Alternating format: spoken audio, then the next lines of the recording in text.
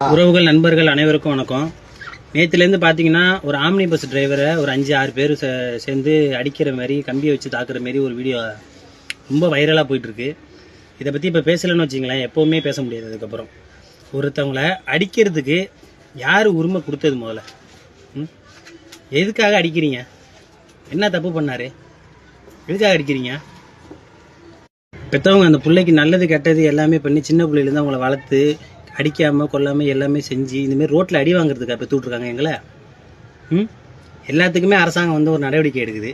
Driver அடித்தா ஒரு பிரச்சனை, அத்தனை பேர் உயிரை காவந்து பண்ணி அவ்வளோ ஒரு சேஃப்டியாக கொண்டு போய் கொள்றாங்களே, எதுக்காக அடிக்கிறாங்க? சிஎம் சார் இது உங்கள் கண் பார்வைக்கு வருமா வரலையா எனக்கு தெரியல. நீங்கள் ஆனால் அந்த இதில் சொல்லியிருந்தீங்க, டிரைவருக்கு வந்து நாங்கள் ஒரு இது கொடுக்குறோம், ஒரு முன்னுரிமை கொடுப்போம் அப்படின்ற மாதிரி எதோ சொல்லியிருந்தீங்க. நீங்கள் அப்படிலாம் எதுவுமே செய்ய வேணாம் சார். டிரைவர் அடித்தா அவங்களுக்கு ஒரு பாதுகாப்பு கொடுங்க சார் முதல்ல. அத்தனை பேர் பேசஞ்சரோட உயிர் சார். ஒன்றும் மிஞ்சி ஓட்டி ஒன்றும் பெருசாலாம் ஒரு 5000-10,000 சம்பாதிக்கல சார். ஒரு நாளைக்கு 1000 ரூபா சம்பளம் எங்களுக்கு, அவ்வளோதான். மாங்கன்னு ஓட்டி 1000 ரூபா சம்பளம் வாங்குகிறோம்.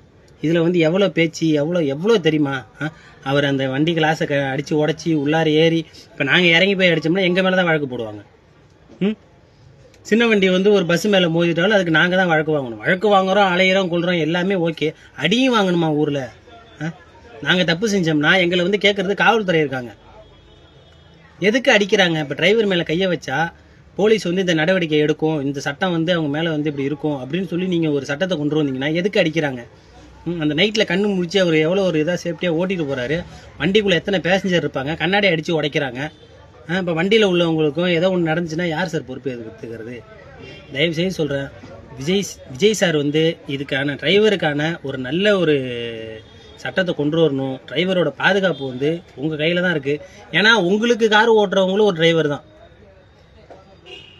இப்போ ஒரு கவர்மெண்ட் ஆஃபீஸருக்கு கார் ஓட்டுறவங்களும் ஒரு டிரைவர் தான். டிரைவர்னு ஒன்று இலக்காரமாக தொழில் கிடையாது சார். ரொம்ப மனசு கஷ்டமாக இருக்குது. எத்தனையோ வீடியோ போட்டாச்சு, டிரைவர் அடிக்கிறாங்க. ஒரு நடவடிக்கை யாருமே எடுத்த மாதிரி தெரியவே இல்லை.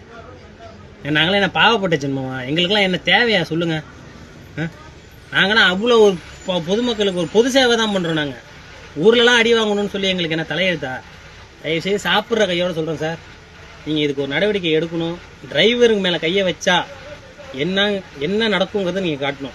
ஏன்னா பொம்பளை பிள்ளைங்க மேலே கையை வச்சா ஒரு பெரிய பிரச்சனை அப்படின்னு சொல்லி எவ்வளவோ சட்டத்திட்டங்கள் கொண்டு வந்துருக்கீங்க. அதேமாரி நாங்கள் வந்து கஷ்டப்பட்டு சொல்கிறோம், மனசு வெறுத்து போய் வயிறு எரிஞ்சு சொல்கிறேன். டிரைவர் அடிக்கிறது பெரிய பாவம். திருப்பி அடிக்க தெரியாமலாம் கிடையாது. ஏன்னா நாங்கள் செய்கிற தொழிலுக்காகவும் வண்டிக்குள்ளே உட்காந்துருக்க பேசஞ்சரை பத்திரமா கொண்டு இறக்கி விடணுன்ற ஒரு காரணத்துக்காக தான் எல்லாத்துலேயுமே பொறுத்து போகிறோம். தயவு செய்து சொல்கிறேன்,